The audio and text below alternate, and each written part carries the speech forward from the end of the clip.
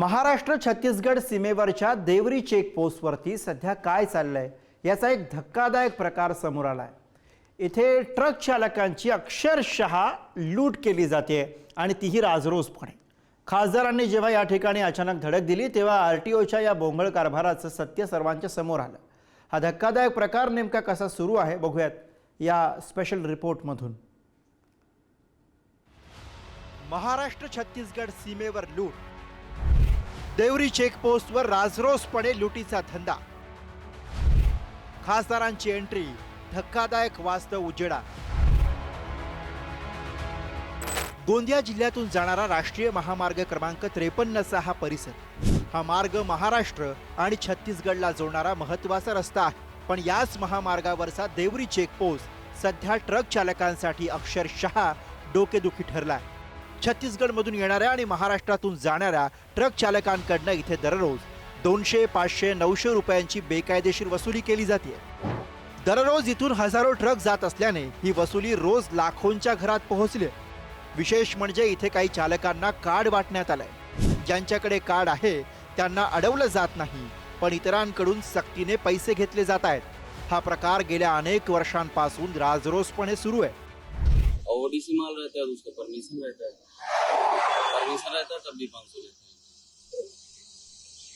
ये कितने चक्के वाली तुम्हारी गाड़ी है? 18।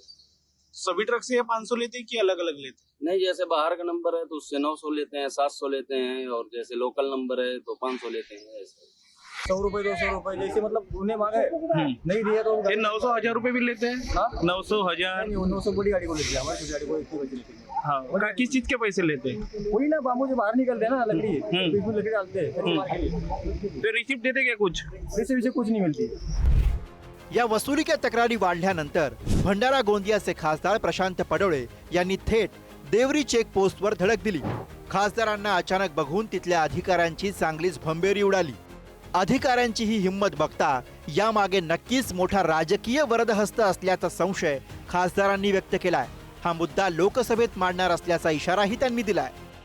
त्या नाक्यावर 100 रुपयापासून 900 रुपयापर्यंतच्या पावत्या तिथं फाडल्या जातात आणि ते फाईन म्हणून नाहीतर मेकॅनिकल पास म्हणून त्यांच्याकडून अवैध अशी वसुली हे अधिकारी करत असतात। महाराष्ट्रातले नाहीतर पूर्ण देशातले जिथं लूट होत आहे असे नाके बंद व्हायला पाहिजे। बंद नाही झाले तर साहेब आम्ही या गोष्टीसाठी आंदोलन करू आणि जे अधिकारी याच्यामध्ये आहेत त्यांची CBI कडून चौकशी करा आणि त्यांच्यावर कारवाई करा। खासदारांनी भ्रष्टाचाराचे गंभीर आरोप केल्यानंतर आता आरटीओ प्रशासनाकडून सुद्धा स्पष्टीकरण देण्यात आलंय। या नाक्यावर नेमकी काय परिस्थिती आहे यावर अधिकाऱ्यांनी आपली बाजू मांडली आहे। या मार्गावरून जवळपास 1000 ते 1500 पेक्षा जास्त वाहतूक दररोज होते।